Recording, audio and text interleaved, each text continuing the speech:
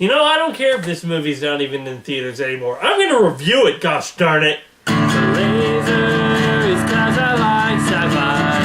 The dude is 'cause I am a rad guy.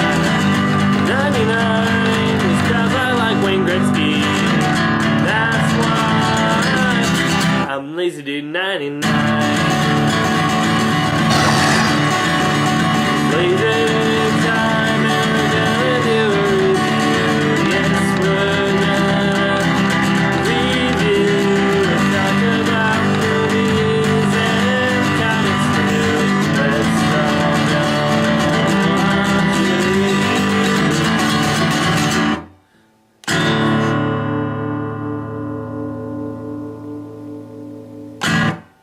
Hey everyone, I'm LazyDude99 and welcome to my review of Ender's Game. This movie stars Asa Butterfield, Harrison Ford, Haley Steinfeld, Abigail Breslin, and Ben Kingsley, and is directed by Gavin Hood. Now, this movie was based on the story written by Orson Scott Card about a young boy who lives in this world that has been recently attacked by an alien species. However, they defeated the alien species, and now they're recruiting young children to help them make sure that they are never invaded again. I would try to explain what logic there is, and you know what? We need to fight this alien invasion. Get me the young children! I would try to explain that logic, but they explained it better in the movie, and coming out of me, it might just sound silly. So our main character is this young boy named Ender, played by Asa Butterfield, who you might remember from the movie Hugo. Now, he is a strategic mastermind, and he is picked out of all these children to be one of the possible leaders to lead this task force to take down this alien species. Harrison Ford plays the general that sees Ender's potential and sees that he might be able to be the one to end this war for good. Let me just say right here that it's very hard to make child actors not only compelling, but also cool. For example, if you have an action scene with an adult, it's easier to buy that they are doing these things. But if you have one with a child, a fight sequence, or an action sequence of any kind, you need to work harder or more carefully to make sure that you actually buy that that character is doing those things, has the confidence to do those things, and is just capable of doing those things. You know, if you do it right, it can come across like Hit Girl, or it can come across as, well, yeah. So going into this movie, I didn't really know what I was going to get. I wasn't planning on seeing this movie, but I got some free tickets, so I thought, you know what, it doesn't look half bad, so why not? So, seeing it, I was actually really impressed with how they did this movie. I mean, Asa Butterfield, personally, I didn't really like him too much in Hugo. Not that he was bad, it's just I think Hugo is a little bit overrated of a film. I mean, the actors in it are fine, but I think Hugo might be a little bit overrated. But in this movie, he was awesome. I mean, he truly felt like a young strategic mastermind that always thought his actions through, but struggled with things. Like, it wasn't to the point where he was the smartest kid ever to walk the earth who never made any mistakes or never had any consequences for any of his actions. He came across as a kid who was really smart and was able to think strategically in situations that called for it, but sometimes he would either be too kind in situations or he'd be too rash, but he really had to balance it out. And those were personified in his sister and brother. His sister, which is played by Abigail Breslin, is more compassionate and more caring, and his brother is one of these, he's a bully, okay? He's a straight-up bully that will beat an opponent when he's down. And I like that he has to find the right balance. It's not like, oh, you gotta be like your sister, be all kind and everything. Because, for crying out loud, he's in a war. Okay? You can't be like, excuse me, can you put your weapon down and surrender, please? That would just be great. You can't do that in a war. Well, you could, but you could die very quickly. But let me just talk about the supporting cast for a while. As I said, Abigail Breslin is his sister. You also have Haley Steinfeld, who you guys might remember from True Grit as the young girl in this movie. The reason I want to talk about these two actresses in particular is because I feel like their talent is wasted in this.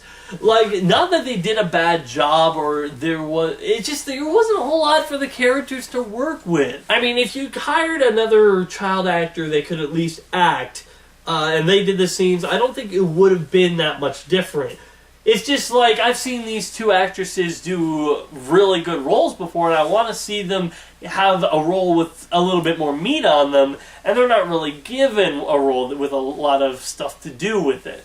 So, that's not a complaint against them. They did well with what they had, but I just don't think there was a lot they could do with it. To me, it'd be like having Robert Downey Jr. in a supporting role where he barely does anything. You're like, there's all that talent there. Why can't you do something with it? And I would almost say the same thing about Harrison Ford, but the thing is, if you replaced Harrison Ford in this movie with a guy who played a typical villain, the character would not have been as interesting as it was by Harrison Ford.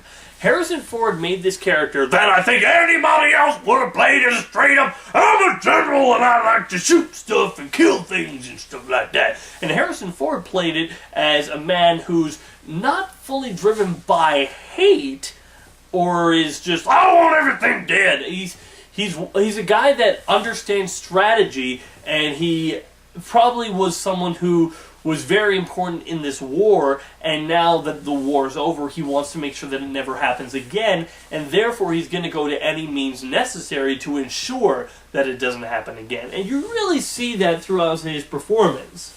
I mean, you don't really know throughout the movie if he's going to be the guy that's using Ender, or if he's going to be the guy that is maybe doing a little bit of the more underhanded things, but still has his heart in the right place. But most of this movie story is on the shoulders of Asa Butterfield. And I must say, he does a really good job with it. Not only is he intense and you buy all the action, like, I won't say action, like, there's not scenes with him exploding, but you buy that his character is using his strategic mind to think his way through these situations and adapt to them and to fight through them. But there's also some extremely funny scenes in this movie. There must have been at least 4 or 5 times where I laughed my head off at some of the lines in this movie. I mean, the other kid actors, they might not have a whole lot to do, but they're not uninteresting. They're just not really interesting, but they are still funny. They have some great lines, and they work off of Ender really well. And I think that's what they're there for. You know, this is Ender's movie. This is not a team movie like something, let's say, Chronicles of Narnia would be. This is all about Ender, and his team helps enforce and his team just helps him through the situations, and they get a couple of good laughs, a couple of good lines, and I don't think any of them are played badly. I will say that some of the bad kids are pretty cliched to the point where you find them, just another bully. The bully character that's just a bully to be a bully, and all he likes is being a bully, and he's a jerk. But stuff like that is turned on its head as well. I won't say exactly how, but I don't think this stuff, like, since the bully isn't the main threat or anything, I don't think it's that big of a deal. In fact, the way he handles them is really interesting and telling of Ender's character, and how some of the consequences that he has to face because of his actions are actually kind of huge. However, I will say that Ender and Harrison Ford's character are the only two characters that I really found intriguing and interesting throughout the course of the film. Although I will say the aliens, I like the aliens' design. They have a unique design. You know, nowadays you seem to get aliens that all look the same. But these sets of aliens, they had a different design, and I found them actually pretty interesting. And this movie ends on a note that I won't say that I didn't see coming, because I thought that it could be going this route, but I didn't think it was going this route, because I thought this was going to be like a series of stories, and this was going to be the first one, there was going to be a sequel later, but no, this is kind of all ends up on this. If there is sequels later, I don't know what they're going to do with it, because this kind of seems to be a pretty definitive ending.